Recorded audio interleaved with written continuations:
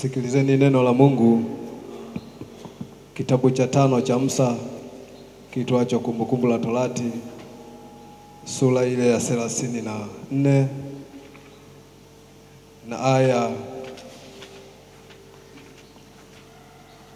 ya kwanza. Sikilizeni neno la Mungu, kitabu cha 5 cha Musa kiitwacho Kumbukumbu la Torati, sura ya 34 na aya ile ya kwanza.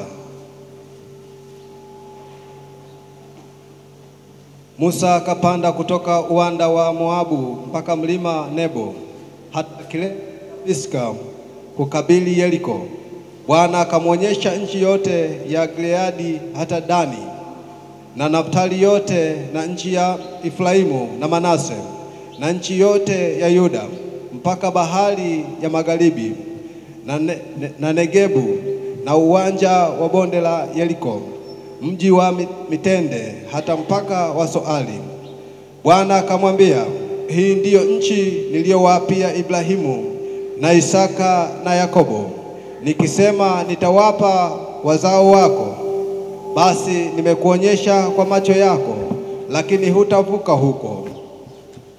Basi Musa mtumishi wa Bwana akafa huko katika nchi ya Moabu kwa neno la Bwana.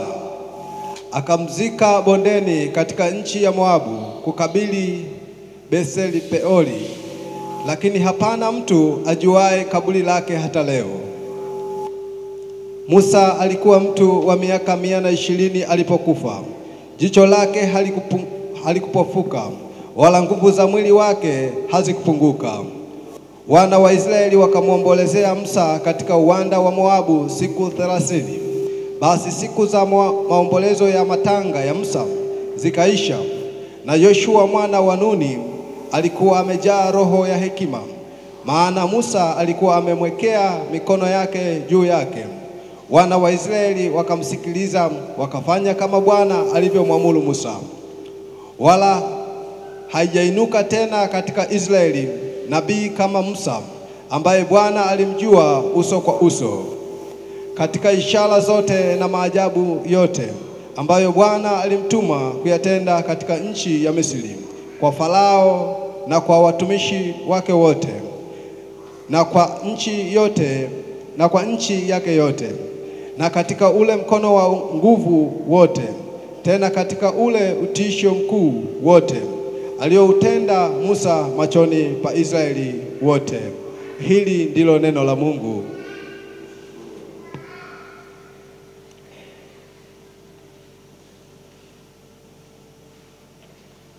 Sikilizeni neno la Mungu. Waraka wa pili wa Paulo mtume kwa Wakorintho, sura ya 15 na aya ya 21.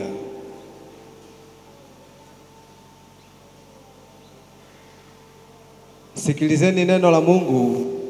Waraka wa pili wa mtume Paulo kwa Wakorintho, sura ya 15 na aya ya 21.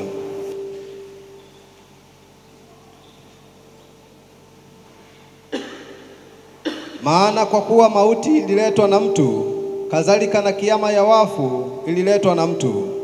Kwa kuwa kama katika Adamu wote wanakufa, kadhalika na katika Kristo wote watahuishwa. Lakini kila mmoja mahali pake, limbuko ni Kristo. Baadaye walio wake Kristo atakapokuja. Hapo ndipo mwisho atakapompa Mungu Baba ufalme wake, atakapobatilisha utawala wote na mamlaka yote na nguvu. Maana sharti amiliki yeye, hata awaweke maadui wake wote chini ya miguu yake.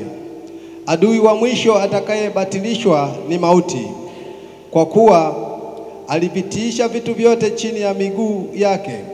Lakini atakaposema vyote vimetiishwa, ni dhahiri ya kuwa yeye aliyemtiisha vitu vyote hayumo. Basi vitu vyote vikisha kutiishwa chini yake, ndipo mwana mwenyewe naye atatiishwa chini yake yeye aliyemtiisha vitu vyote, ili kwamba Mungu awe yote katika wote. Hili ndilo neno la Mungu. Tusimame tuimbe wimbo namba 319 kabla ya Injili. Tusimame tuimbe wimbo nambari 319 kabla ya Injili.